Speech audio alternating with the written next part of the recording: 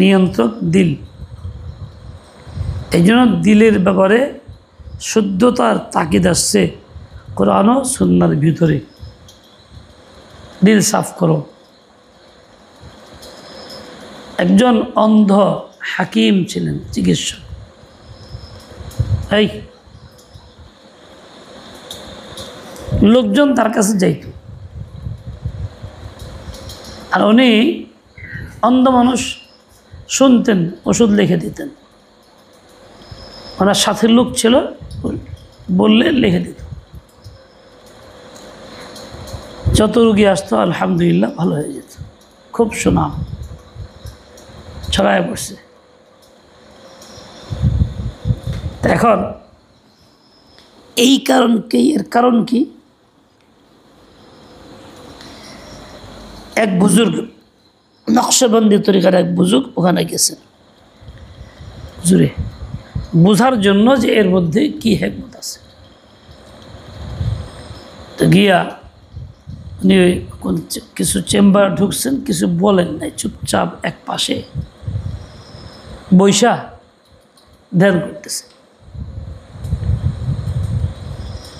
ধ্যান কি? যে এই লোকটার অবস্থা কি, আল্লাহ তাআলার কত নৈকট্য লাভ করছে, কোন পর্যায়ের রূহ কোন প্রকৃতির কোন স্তরে পৌঁছছে, আর দিল কোন স্তরে পৌঁছছে। প্রথমে দিলের ভিতরে তাওয়াজ্জুহ দিছেন, দিলের হালাতকে। এই সময় ওই অন্ধ লোকটা চুপচাপ বসে রয়েছে, কারোর সাথে কথাবার্তা বলে না। প্রথম পরে চিন্তা করলো উনি, আচ্ছা দেখি রূহের অবস্থা কি, কতটুকু শক্তিশালী। রূহে তাওয়াজ্জুহ দিছেন। এখন এই লোকটা, অন্ধ লোকটা বলতেছে, জি না हजरत, दिल रूह में नहीं दिल ही में तवज्जो दीजिए क्योंकि दिल ही तो असल है। हजरत আপনি রূহে তাওয়াজ্জুহ দিয়েন না, দিলের ভিতরে তাওয়াজ্জুহ দেন, কেননা দিলটাই তো আসল।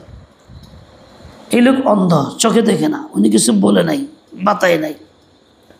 কী করে বুঝলো তার দিলে তাওয়াজ্জুহ দিতেছেন, হঠাৎ রূহে তাওয়াজ্জুহ দিবেন?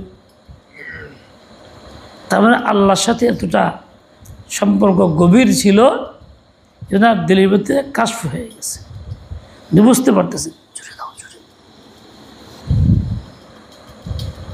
মানুষ যখন গফলত দূর করে জিকিরে মশগুল থাকে, আল্লাহ তাআলার জিকির করতে থাকে, যে তরিকায় শরীয়ত আছে ওই তরিকায়, দিলের ভিতরে গফলত আসে না, আর ওই দিলটাই জিন্দা হয়। ওই দিলের প্রভাবেই সকল কাজগুলি সহি হয়। মূল হইল জিকিরের কাসরত। কাসরতে জিকির, অধিক জিকির দ্বারাই দিলটা জিন্দা হবে। এই জন্য জিকিরকে গালেব করি। আল্লাহ পাক সহি বুঝ দেন, আমলের তৌফিক দান করেন। সূরাগুলি পড়ি, এরপরে কিতাব অন্যান্য সপ্তাহ